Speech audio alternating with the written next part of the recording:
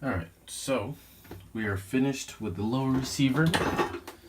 Well, really we're not finished with the lower receiver since we are building an M16A4, which has a full stock, not a collapsible stock, but for right now, since I don't have the full stock, we're going to be starting the upper build now and say that the lower is finished.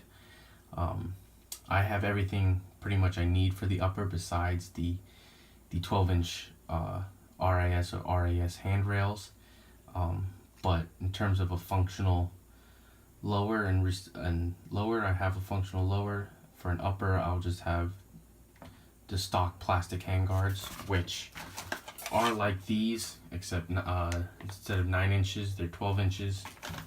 So I have the 12-inch of these from my old M16A3 from WE. So those should fit. But yeah, next week I should be ordering the full stock and the hand guards or the handrails. So, but for now, we at least have the 20-inch inner and outer barrel. So, first step is to put the forward assist. On a real gun, the forward assist is if, just in case when you chamber a new round, or, you know, when you rack the gun, or rack the bolt, sometimes dirt and stuff will get clogged up inside the chamber, and the bolt won't be all the way forward. So to stop an out of battery discharge or explosion, you really slap the forward assist hard to push that bolt to make sure it's all the way into battery. When I say in battery, it just means that the bolt is fully locked in the chamber and is in the correct place. So, a lot of the jams and stuff happens is because the bolt can't fully go into battery because there's dirt and stuff in the way, or the case or the bullet is deformed and it won't fit properly. So a little baggie with all the forward assist parts in it, and I just dropped stuff. You got a spring, roll pin, you got the actual part that pushes on the bolt, you got the spring for the forward assist, and then you have the forward assist button, I guess you can call it. So I can get this out the bag. I don't know why I'm trying not to rip the bag, but whatever. So first step is you're going to see a little hole down there. That hole is where this small spring goes. And this is what actually pushes the bolt. This piece right here goes into, on the bolt there'll be little grooves on the bolt. You can actually see the grooves on the bolt when the bolt is in the gun, where the bolt is somewhere else. Let me go get the bolt real quick. It is somewhere. Here we go. Let me put this down for a second. Technically, the grooves aren't on the bolt. On an actual AR rifle, this piece right here is known as the bolt carrier. The nozzle on guns, the part that goes in here, the plastic piece that shoots the air out and directs the air to the BB, that's the nozzle, which on a real gun technically would be the bolt. The bolt goes into the bolt carrier. The bolt carrier is called the bolt carrier because it carries the bolt. So this technically, when you see a picture of this assembled for a real gun or an airsoft gun, they say bolt or whatever. Technically, it's not. It's the bolt carrier, or bolt carrier with the bolt. So that's that. But yeah, the ridges I was talking about is right here. This inside the gun is like right here. And if the bolt is out of battery, this forward assist pushes the bolt in to battery. Now, you don't really have to do that with an airsoft gun. I don't really believe these actually work. I've tried it a few times. We can try it in the build series. I'll show you. I'll try to get the bolt to be not in battery and try to push the forward assist or slap it. So anyway, once you get these holes lined up, you're gonna get the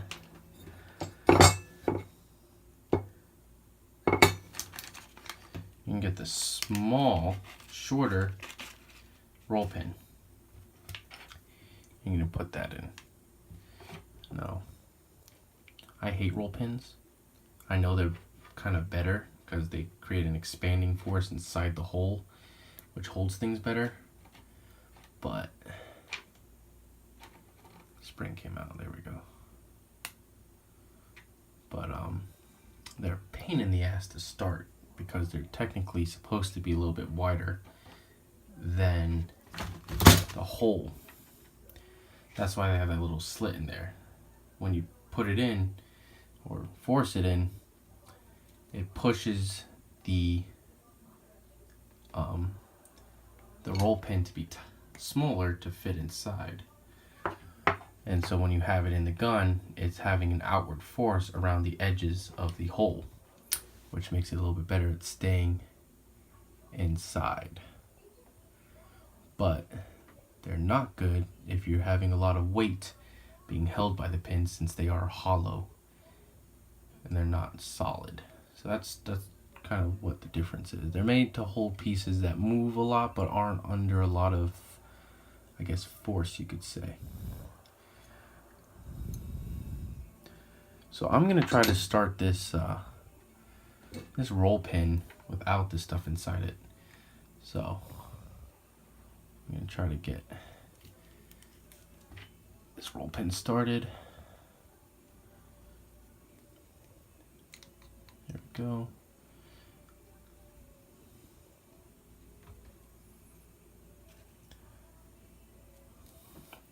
I'm gonna use my trusty channel locks, like I do with all my small pins, just to get this somewhat sticking out of the other side of this.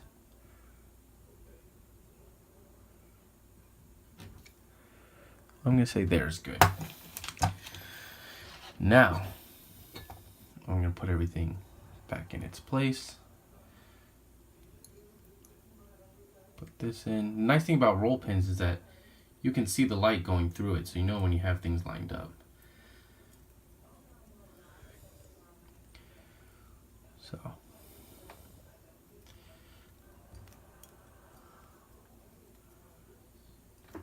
I actually put the roll pin in a little too far. It's not letting me put in the little lever and whatever. There we try to line this up.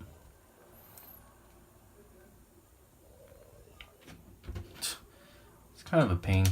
Not too bad though. It's not like the other parts that are a big pain, like you've seen.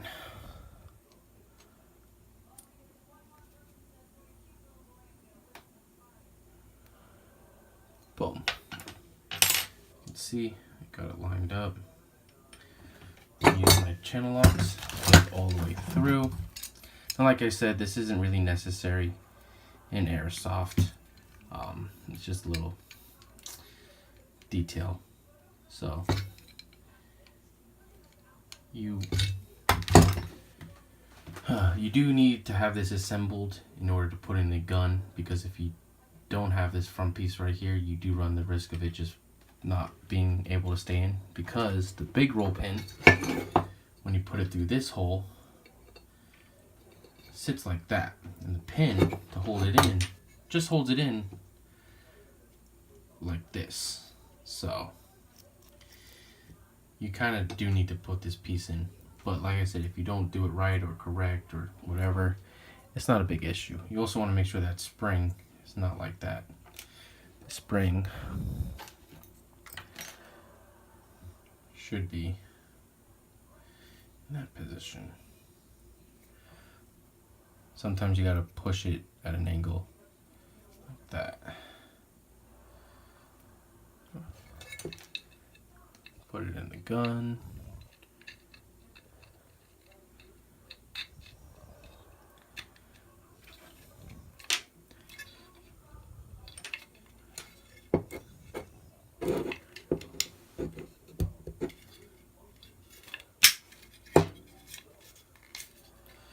This is just a test fit, and as you can see, this is why you do test fit. It's because it's very stiff in there, and it's probably because the roll pin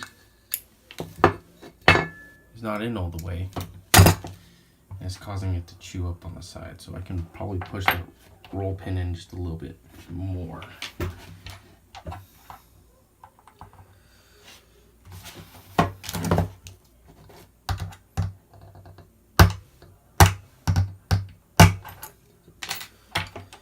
Or I can be lazy and just file at it.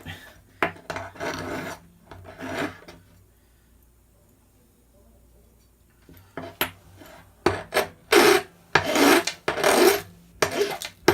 we go. That's better. Look, not even like 4 passes, just 3 passes with a good metal file. And let me get this spring back. 3 passes, and it's nice. You don't have to really worry about ruining the finish right there because it is going inside the gun. So now, put the spring over. The spring will sort of hold everything into place. Make sure that this little cutout right here, like I showed earlier where the big roll pin goes there. I think something else is in there. Nope, that's just me. Now you do have to put a lot of force to get this in. Once you get it in, and you see that the channel is clear, take the big roll pin, and actually I like to do it from the bottom.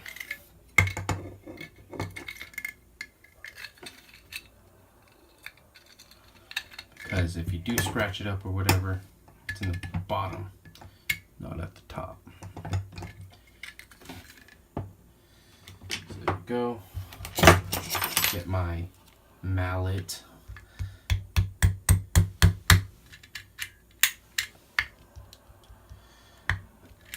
And just this one can kind of sometimes just be pushed right in. Let me get my actual punch that I have. Punch it into place. It's kind of a pain. Sorry about that. I'm gonna do this so it doesn't hurt you guys' ears.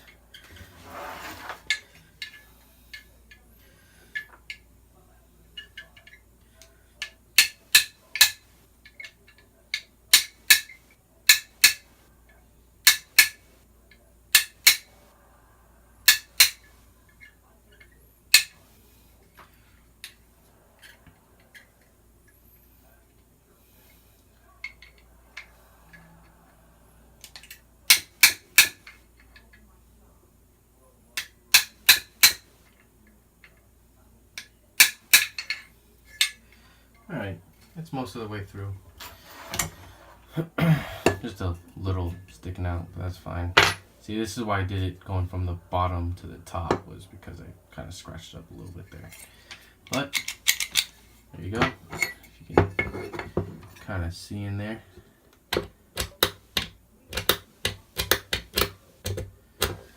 So, that's that step. Next step is to put the dust cover on. Now, where is it? I just saw it. Oh, there it is.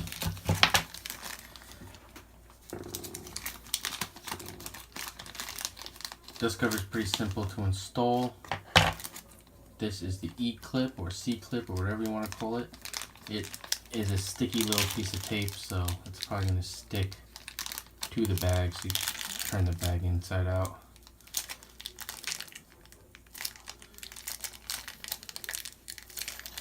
Try to get it out. There we go. Now, the dust cover, if I can get the pin out, is going to have a little line. That's where the E-clip goes, or the C-clip, or whatever you want to call it. Now the E-clip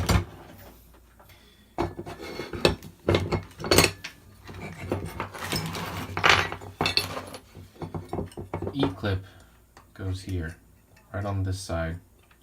So what you're going to do is you're just going to take this out.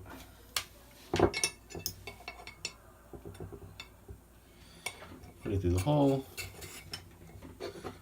Put it through, actually, notice if you have the dust cover on the pin and it seems very hard to move, it should just fall down by itself.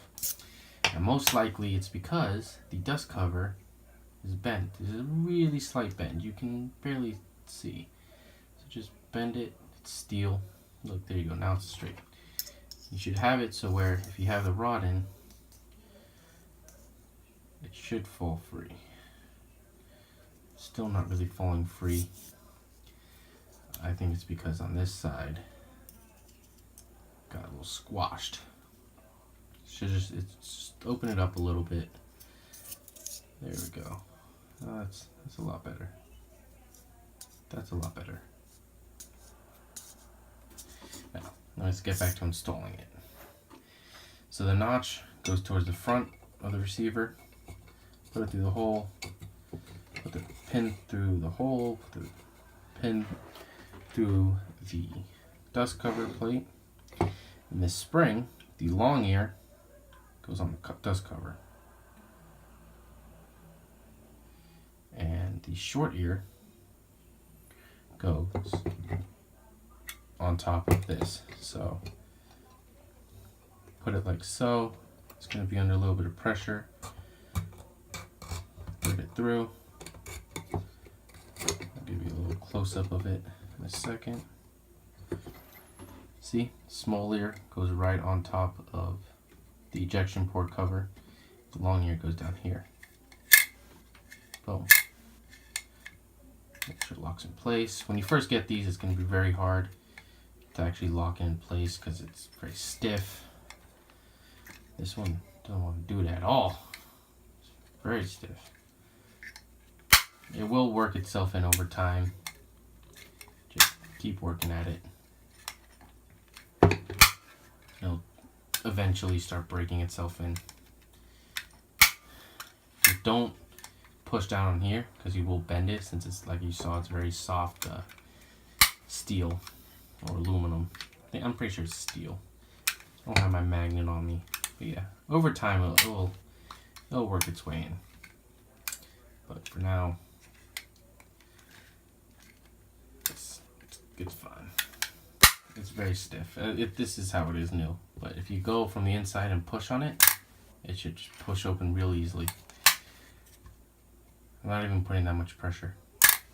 Just a little bit of pressure.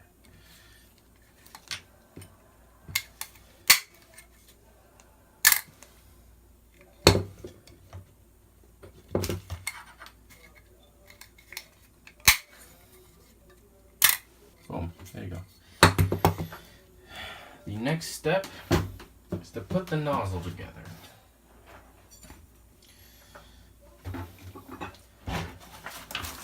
And this is, well, not nozzle, but this is the part of the blowback housing or nozzle.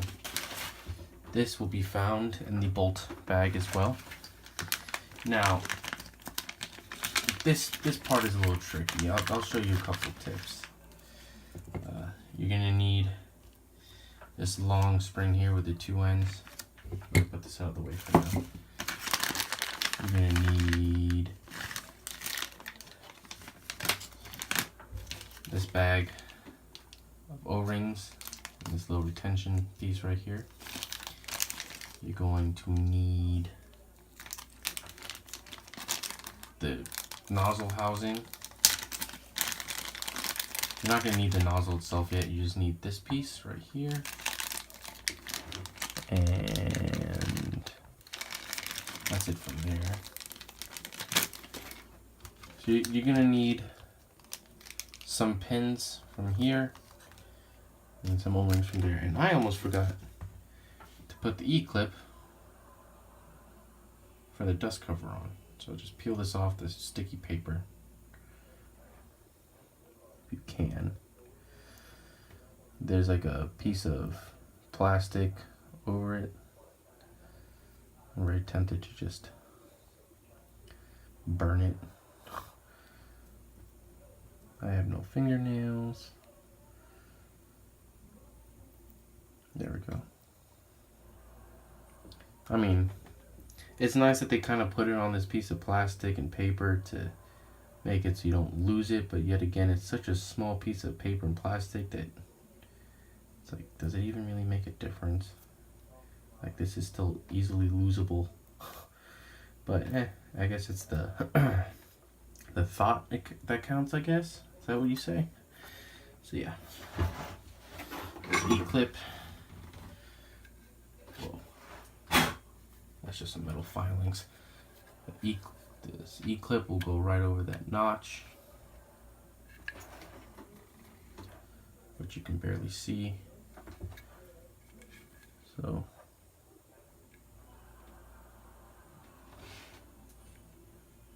I know my gun is so dirty already. It's just some metal filings. I'll clean it before I use it. Should get the E-clip there. I use the punch, which oh, there it is. I just use the punch. It's all black and black. You can barely see it. I use a punch just to push it in place. It's kind of strong E-clip right there. Make sure it's in the groove. Boom. It's on.